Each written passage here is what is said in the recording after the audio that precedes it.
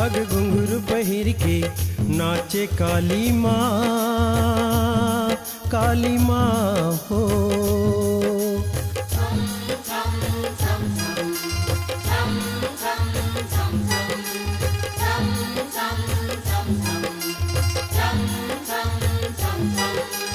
सवा हाथ के जीभ निकाले,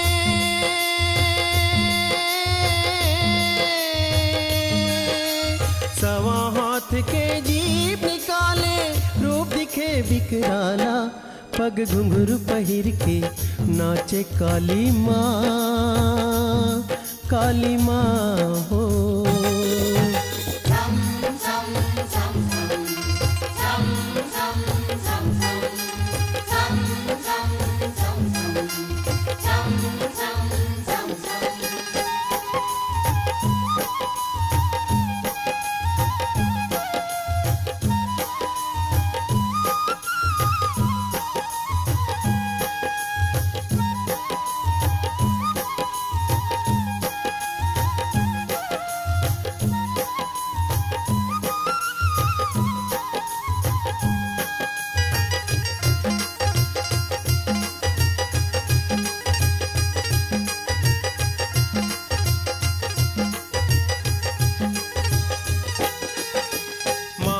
मस्तक चंदक टिकली,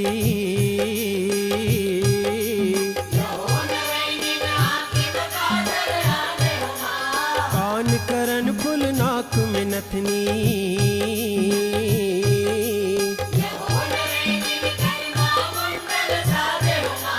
घुंघरू पहिर के नाचे काली माँ हो।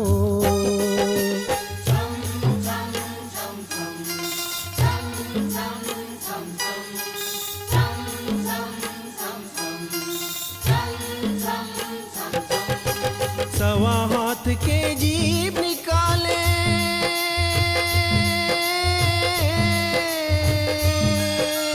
सवा हाथ के जीभ निकाले, रूप दिखे बिकराला, पग घुंघरू पहिर के नाचे काली माँ हो।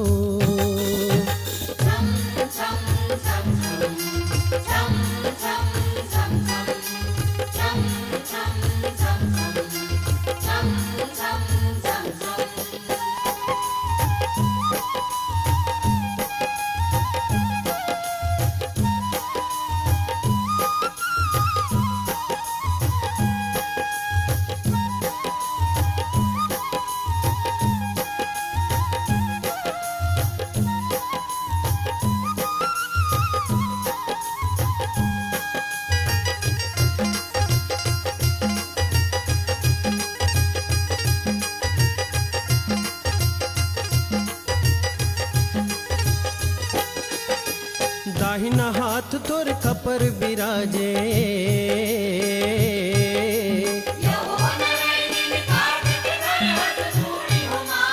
कनी हम सोहे हाथ के करधन,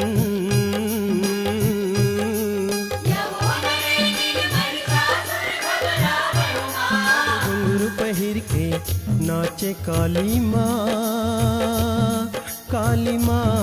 हो।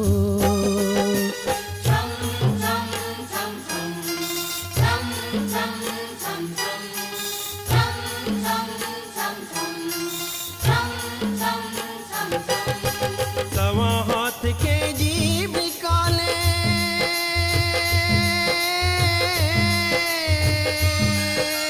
सवा हाथ के जीभ निकाले, रूप दिखे बिकराला, पग घुंघरू पहिर के नाचे काली माँ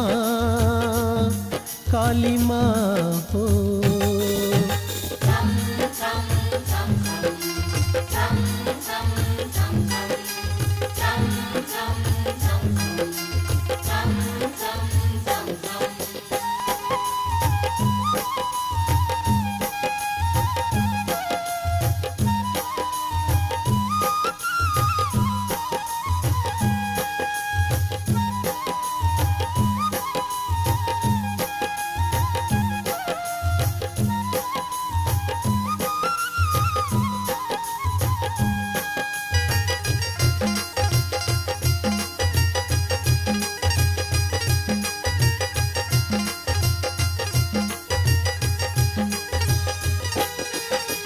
दोनों पाँव में घुंघरू पहिर के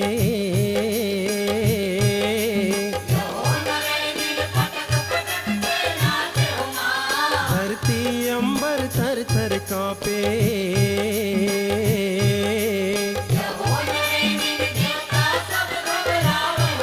पग घुंघरू पहिर के नाचे काली माँ, काली माँ हो।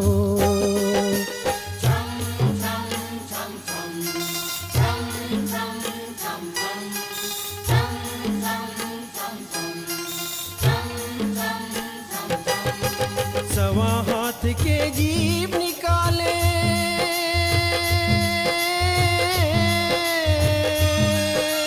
सवा हाथ के जीभ निकाले, रूप दिखे बिकराला।